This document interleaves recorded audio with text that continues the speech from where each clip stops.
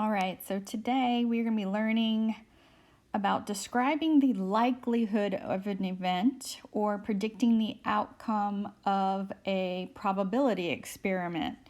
So pay attention. This can be kind of difficult to understand. You're welcome to listen through the video more than once if you need the extra help understanding, because I know this can be challenging for some kids, not everybody. So today we're going to learn the words we use when we talk about the likelihood or chance that something would happen. You will also learn how to predict an outcome. So I'm going to give you some examples of how we use these words. Okay, so I have them at the top of the screen here. The first one is impossible. So it is impossible that we will be 5 years old tomorrow. Okay, that is impossible. All right, the next one is things that are impossible definitely cannot happen. Okay, things that are impossible cannot happen. Okay, so the next one, certain. I am certain that the sun will set tonight.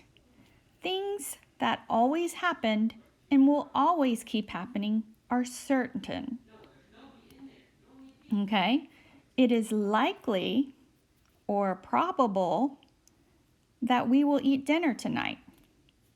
We might not eat dinner tonight, so we can't say that we are certain we will eat dinner tonight. So there's a probability that maybe you didn't get dinner. Okay? Sometimes there's an equal chance that something will happen. So if I have a red and a blue color tile in a bag, and I reach in the bag without looking, there is an equal chance that I will pick a red or a blue tile.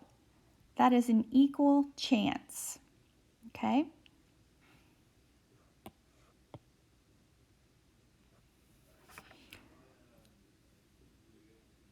Okay, so at the top again, I uncovered some new words. Now you will learn how to use these words to describe what you think will happen in a probability experiment. So I will put 10 color tiles in a bag, 7 blue, 2 yellow, and 1 red, as you can see over here on the right side.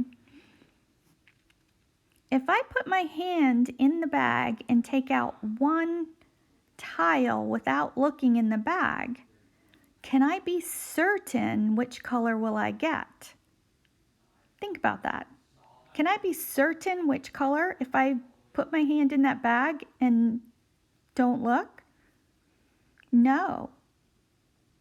Why not?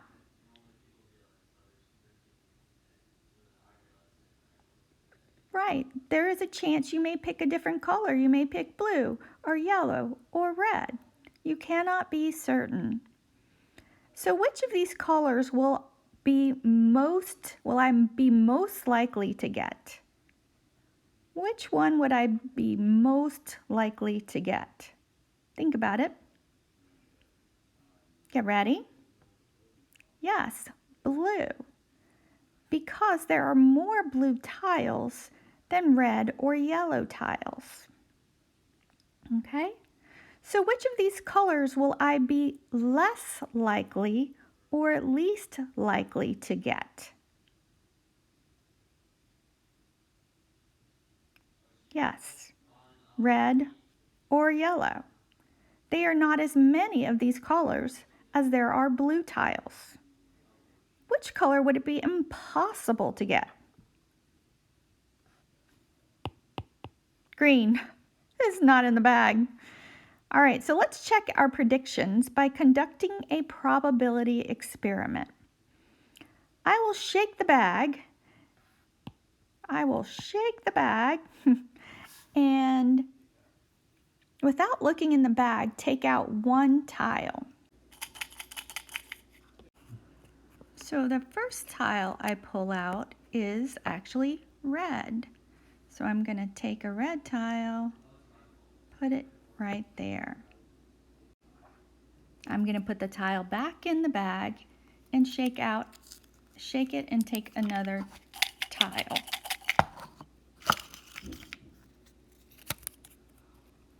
This tile is blue, so I'm going to go ahead and pull that one out, show the blue tile. So I'm going to keep doing this until at least one row is all the way covered in tiles. I'm going to shake it, pull a tile, mark it in the slot, and put it back in the bag. Got another blue. Just shook it and pulled another blue. All right, I just shook it again and pulled another blue.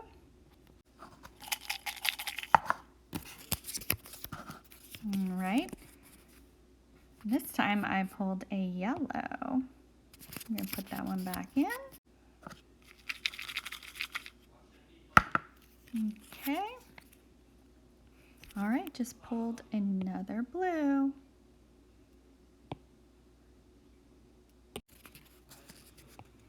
Pulled a yellow that time. And I just pulled another blue. I think we can call that a full row. So if we predicted correctly, we would have predicted that the blue would have filled up the row first. And this is what happened. So why do you think this happened? Probably because we have more blue in the bag than any other color. So looking back at our graph, we can say that it was unlikely that we were going to pull a green tile because there were no green tiles in the bag. We knew that it was unlikely that we would pull a red. However, we did pull one, and we knew that it was very likely that we would pull blues. So the probability of pulling blue was greater than any other color.